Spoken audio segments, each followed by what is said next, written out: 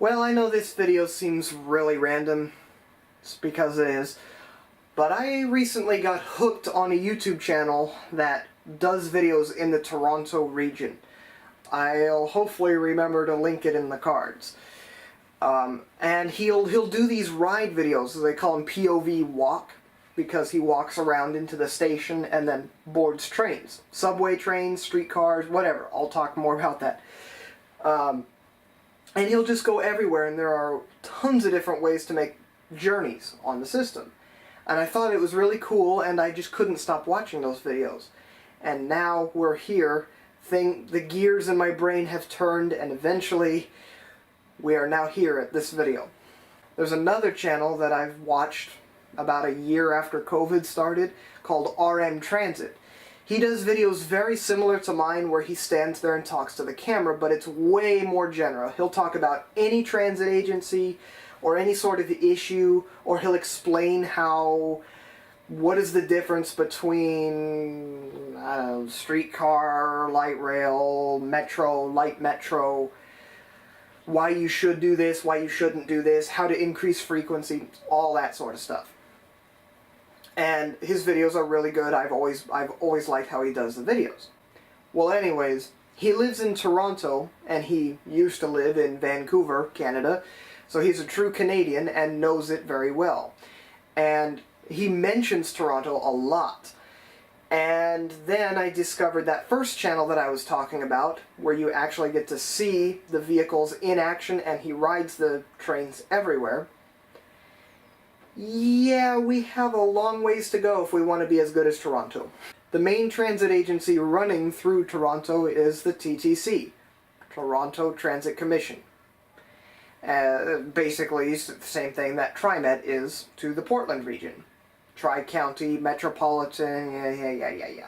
Well, the population of Portland is about 650,000, and the population of Toronto is a little more than 2.5 million. So if we factor in that that's maybe 4 times the size, we can do some calculations, which I'm going to do here in a moment.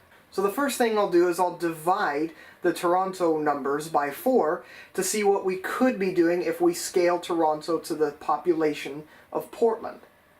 Then I'll do the reverse and scale Portland up to 4 times the size to see how far of a way we have to go to catch up with a place like Toronto. Now, before we even get into calculations, let's talk about something Toronto is very famous for. Streetcars. Streetcars everywhere, and good ones. This is what they look like. They're the Flexity model from Bombardier, RIP. This is the largest streetcar system in North America by a lot. Now, it's not even close to the largest in the world, that being Melbourne, Australia, but it is the largest in North America, and it's actually a good system. Alright, on to the numbers. So let's start with buses. The TTC operates 192 bus lines. Divide that by 4, and you get 48 bus routes. That honestly doesn't sound like too much, but you also got to remember that Toronto is operating night buses and express buses, and then there's also GO Transit, which is operating much longer distance buses. If you live in Seattle or are familiar with Sound Transit in Seattle, it's kind of similar to that. Well, TriMet alone does have more than 80 bus routes, so that's fairly decent, but you also got to remember what I said earlier. They have a very expansive streetcar network, so large portions of downtown Toronto are served by streetcars that a lot of people use, and not so much buses, as well as several other modes of transit that we're going to be getting into here in a second. Alright, light rail lines, or miles. Right now, Toronto has 0, but there is a light rail line that should open later this year, and there are some more being planned. This is not really a fair comparison because Portland has been operating light rail for a long time if we're talking about the US. 1986 is a pretty old light rail system. This is not really a fair comparison for that, but I suppose you could think of our MAX system in downtown similar to the streetcars in Toronto, except that even Toronto has way more trackage than Portland does in downtown. Alright, now let's get on to the streetcars, finally. 52 miles. 52 miles is that's the amount of system length for Toronto streetcars.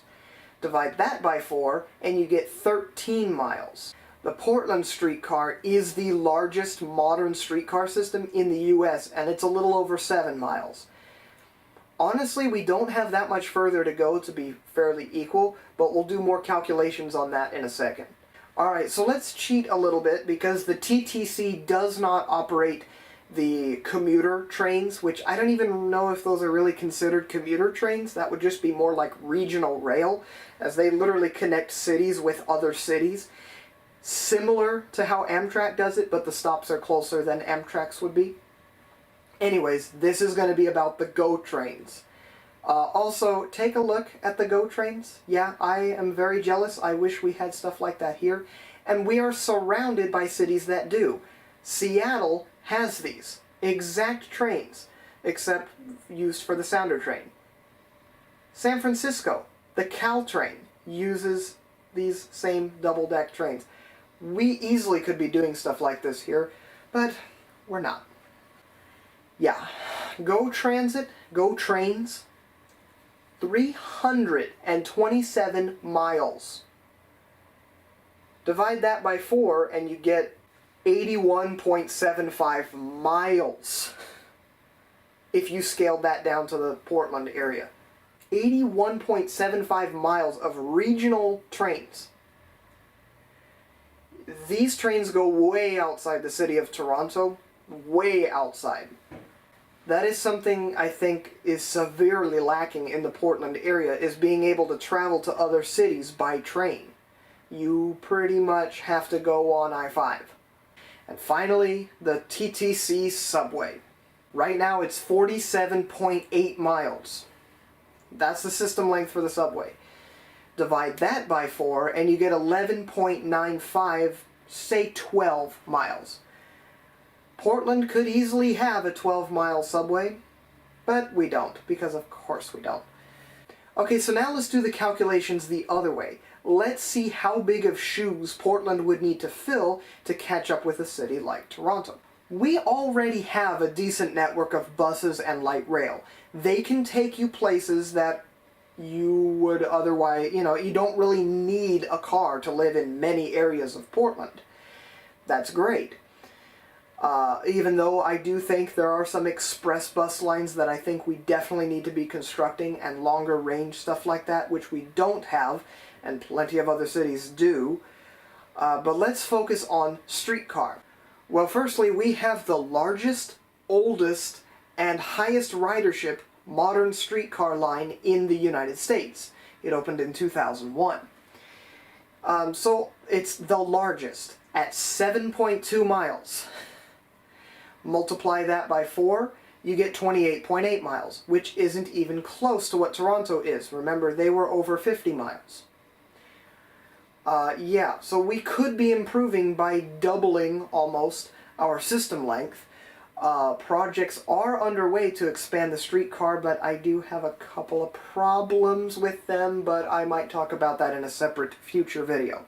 Now, out of all forms of transit in the Portland area, really, I think the streetcar, I see the biggest potential of expansion.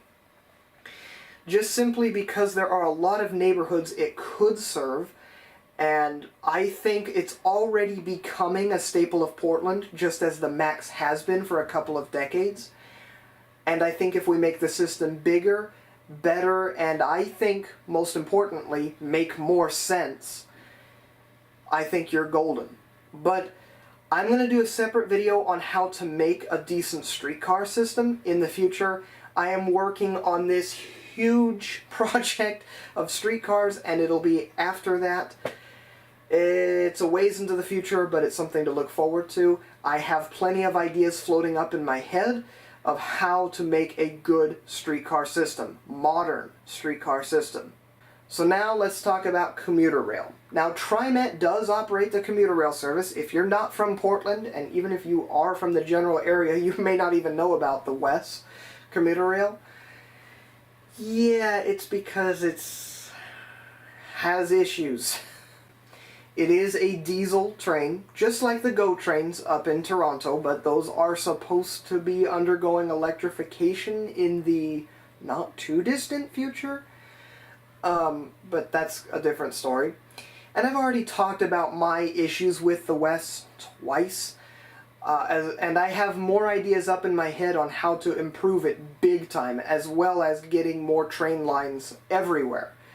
I think if West were to expand down to Salem, which is really easy to do, it literally is just the continuation of that right-of-way from Wilsonville. Yeah, I think you'd make it big with that. If West returned frequency to every 30 minutes instead of every 45, Portland and Western will not let TriMet run trains more than every 30 minutes, so unfortunately we're stuck with that for now, but it's better than nothing.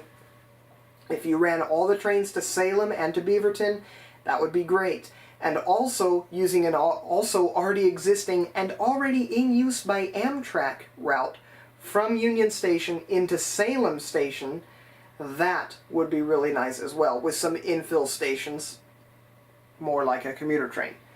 Think the Sounder train from the whole thing. It shares right-of-way with Amtrak and BNSF. This would be kind of the same thing. Actually, exactly the same thing. And the fact that this stretch of the alignment is already in use by Amtrak, yeah, passengers are already going through here. What if we made it easier for them to travel as they're doing that as their daily commute rather than traveling somewhere like you typically think of on Amtrak? You don't need a dining car, business class, free food and restrooms, and you don't need all that on a commuting train. I think having a second option like that is a good idea. Well, TriMet is committed to being non-diesel by 2040, meaning they are going to have to figure out what to do with the West trains, as they all run on diesel, and they share that right-of-way with freight trains. I hope to see a day where electrification happens on freight lines, which would make this a million times easier, but if we have to settle for maybe battery electric trains or some sort of hybrid that does diesel and electric, where you have certain stretches of catenary wire, like those at Beaverton Transit Center or Wilsonville or in the Yard, and everything else running on diesel. I really want to see us moving away from diesel fuel, but I think that could be an immediate solution for now. I just want to see the day where, I mean, freight travel is so insanely... We have so many freight trains in the US, and almost all of them are diesel. It's not good for the environment. If those were running electric trains with overhead catenary wires, we would be cutting our emissions big time. I'm not normally one to get political, and maybe this is not a good idea for me to even be saying this, but I really ought to think we should have some sort of freight electrification program for all 50 US states. Just saying. I don't know. Well, controversial opinions aside, that is your comparison of Toronto's transit versus Portland's transit. And really, this isn't a, oh, Portland is doing this wrong, this wrong, this wrong, this... It's not that. This is, here is where we're at, here's where Toronto's at. If you scale it down, they still have more than we do. That's a goal to be working towards right there. There's no reason to just give up or anything like that. There should always be a... Here, buses, here's a path forward. Streetcars, here's the streetcar route forward. Commuter trains, here's the tracks forward. You know, stuff like that. We need to be doing that instead of just sitting here like, okay, we're just going to watch our ridership go down on some things or up and keep service levels really low and frequency really low. Yeah, that's not how you attract new riders. But even more controversial opinions out of the way, thank you for watching this video, and I will see you on the next one.